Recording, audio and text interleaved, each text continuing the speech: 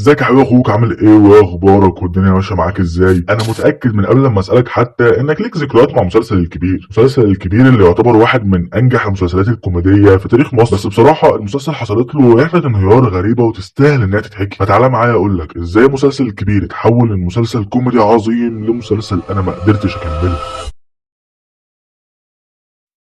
تعال نبدأ القصة من جذورها حرفيا سنة 2009 مع نزول فيلم طير انت. فيلم طير انت كان فيلم من بطولة أحمد مكي ودنيا سمير غانم، وبصراحة مكي أبدع في الفيلم ده. مكي ودنيا عملوا كم مش طبيعي من الشخصيات، عملوا الخلايجة، عملوا الهنود، عملوا الصعيديين.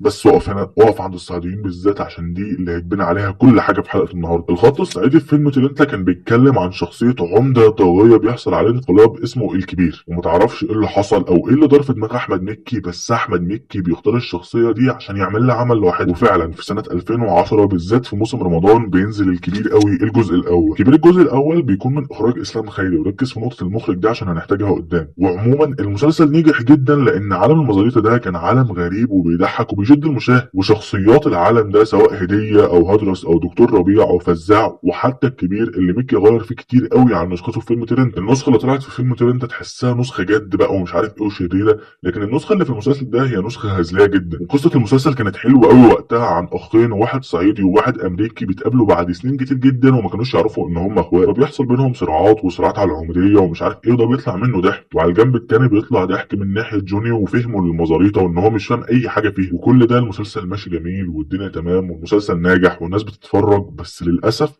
حصل صدمة محدش كان متوقعها. احمد مكي وهو بيصور مشهد من مشاهد المسلسل نط غلط جابت له قطع في اربطه رجله. القطع ده خلاه متجبس لمده 30 يوم ومش هيقدر يكمل تصوير المسلسل. فصناع المسلسل بيقرروا ان لا يا جماعه احنا مش هنكمل، والجزء الاول من المسلسل الكبير بيخلص عند الحلقه 15. بس مكي بيوعد جمهوره ان رمضان الجاي هو راجع بباقي المسلسل او ال 15 حلقه الباقيين بالكبير الجزء الثاني. وفعلا مكي بيطلع قد وعده عشان في 2011 ينزل الجزء الثاني من المسلسل الكبير. ومن الموسم ده بيبدا يحصل تغييرات في المسلسل، واول تغيير فيهم تغيير المخرج من اسلام خيري لاحمد الجندي. والمناسبه ده هيكون اخر تغيير عشان احمد الجندي هو اللي كمل كل المواسم بتاعه المسلسل. تحس ان من اول سيزون الثاني انت لازم تطلع بحلقه حلقتين بجد ايقونيين. يعني هنا مثلا في الجزء الثاني طلعنا بحلقه فيس اوف، حلقه عظيمه جدا، حلقه احمد مكي بيعمل فيها نوعه المفضل من الكوميديا وهو السبوف او البارودي. النوع ده انك بتجيب فيلم او نوعيه افلام بشكل عام وتتريق عليها، ومكي هنا في الحلقه دي بيعملها بابهى صوره وبيطلع حلقه فعلا عظيمه بتموت من الضحك. وبرده الجزء الثاني في الحلقه اللي انا بحبها جدا، حلقه الامريكان فوتبول، حلقه عظيمه جدا وكان فيها كوميديا رهيبه يا جماعه، وبرده كان فيها انفجار للراحل يوسف عيد. ومع اخر مشهد في الموسم الثاني من الكبير بيظهر شخصيه حزلقوم.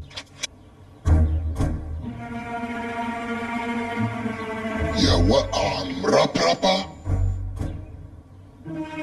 ده باين هيبقى مرار طافح. وهنا الناس بتتجنن، الناس عايزه تشوف ميكي بيعمل الثلاث شخصيات الجامدين قوي دول في مشهد واحد قدام بعض. بس ميكي بيفاجئ الناس وبيقرر يتقل سنه واحده عشان يرجع في 2013 بالكبير الجزء الثالث. المره دي الكبير بيبقى 30 حلقه، وكالعاده الكبير بيكسر الدنيا حرفيا وبيخلي مسلسل كوميدي عظيم زي الرجل العناب لما ينزل قدامه يتظلم وما ياخدش حقه. ومن ابرز حلقات الجزء ده مثلا حلقه المزاريطه جوت تالنت، الحلقه دي عظيمه جدا برضه. وكعاده ميكي هو بيجيب حاجه مشهوره وعليها كلام وبيقعد يتريق ويهزر عليها ويطلع كوميديا عظيمه. بالمناسبه الحلقات دي كان فيها استعراض جميل جدا لدنيا سمير غانم، وسمير غانم الله يرحمه، وبجد كان حلو قوي. وفي 2014 ميكي بيرجع بالكبير الجزء الرابع، او زي ما انا بحب اسميه اخر جزء عظيم للكبير. الجزء ده رائع يا جدعان يخرب بيته، وفي كم حلقات ايقونيه اولهم حلقه شمس الزناتي. كانت اجزم ان انا بحب الحلقه دي وبضحك فيها اكتر من الفيلم الاصلي 100 مره تقريبا. وبصراحه مش قادر اتخيل اللي حصل للمخرج احمد الجندي وهو بيعمل الحلقه دي، لانك لو ما تعرفش فاحمد الجندي هو ابن الممثل محمود الجندي اللي كان عامل دور سلامه الطفشان في فيلم شمس الزناتي الاصلي. وبرده من الحلقات العظيمه في الموسم ده حلقه المصيف، حلقه كلمه عبقريه عليها كلمه قليله جدا يا جماعه. ميكي في الحلقه دي انفجر كوميديا وطلع حاجات من احسن ما عنده حرفيا. واكيد باقي الكاست كان في احسن حالاته في الاربع مواسم كلهم. وبعد 4 مواسم ناجحين ومكسرين الدنيا للاسف بتحصل مشكله تانية بتواجه مسلسل الكبير. في 2015 قرروا ان هم يعملوا الكبير الجزء الخامس، بس اللي بيحصل ان دنيا سمير غانم بتعتذر وقررت ان هي مش هتكمل في الكبير. هي لما اتسالت في البرامج قالت ان سبب الناموس والمزارات فيها ناموس كتير ومش عارف ايه، وانا كنت شايف ان ده رد عبيط جدا. يعني انا ما اعرفش السبب الحقيقي، بس انا بالنسبه لي السبب المنطقي ان هي وقتها وقتها بدات تاخد بطولات. يعني حرفيا لو انا فاكر صح فهي في موسم الكبير الجزء الخامس كانت بتنافس بلهفه وكانت انجح من الكبير كمان. انا بصراحه بكره الجزء الخامس ده وبكره جزئيه تركيا دي كره العمى، جزئيه وحشه جدا. ولما حاولوا يحسنوا الدنيا ضافوا شخصيه جديده بيعملها احمد مكي وهي الاخ الثالث اللي هو السوداني ده. مش محتاج اقول لك ان الشخصيه دي ما كملتش، يعني طلعت الحلقتين بتوع الجزء الخامس وفلسعت. بس للامانه حلقات الفضاء اللي في الجزء ده انا بحبها جدا بصراحه، حلقات حلوه قوي. بعد ما الجزء الخامس ما عجبش ناس كتير الصناع بيقرروا يهدوا حبه ويفكروا، بس التفكير بتاعهم بيطول شويتين. التفكير بيقعد 7 سنين يا جماعه عشان في 2022 الكبير يرجع بالجزء السادس وبتغييرات كتير جدا، زي رحمه احمد اللي عملت مربوحه، او زي ما الناس قالت عليها بديله هديه، وحاتم صلاح اللي قدم شخصيه نفادي، ومصطفى غريب اللي قدم شخصيه العتره. والموسم ده يا جماعه بيكسر الدنيا بمعنى الكلمه حرفيا، وشغف الناس بيرجع للمسلسل الكبير كانهم بيتفرجوا على اول جزء بالظبط. وبيبقى في حلقات ناجحه جدا وكل الناس بتتكلم عليها، مثلا زي حلقات سكويد جيم. وبرضه عملوا حلقه مهرجان المزاريطه اللي بالنسبه لي كانت حلقه حلوه قوي، وكانت حلقه ذكيه يعني، مع ان انا كنت شايف ان كانت ممكن تتنفذ بشكل اوسع واحلى من كده، بس تمام. يعني في اخر حلقه خالص بنشوف وبنعرف ان في رمضان 2023 هيبقى فيه الكبير قوي الجزء السابع. انا بصراحه بتبسط جدا وبقول ان الفتره الذهبيه بتاعت الكبير راجعه، وفعلا عمل الجزء السابع واتفرجت عليه، بس للاسف مستواه ما كانش احسن حاجه خالص. وكمان بالعكس الضحك كان قليل جدا ومش متوقع من الكبير. لو تفتكر معايا انا قلت لك من شويه ان محاولات فهم جوني للمزاريطه كانت محاولات حلوه وبتضحك جدا، بس في الثلاث اجزاء الاخيره بقى دمها تقيل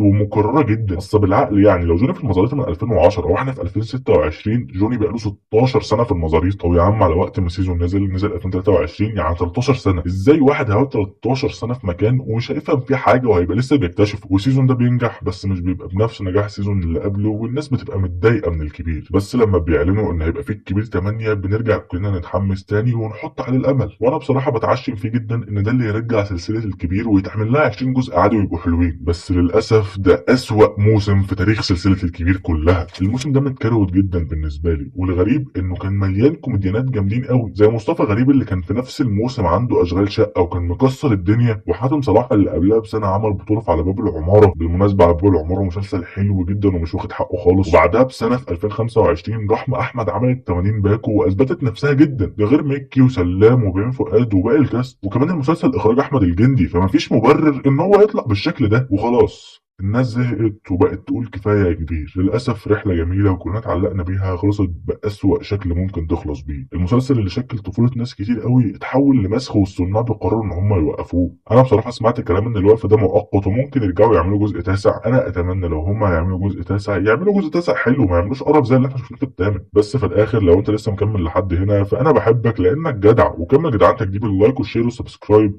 وبس كده، سلام.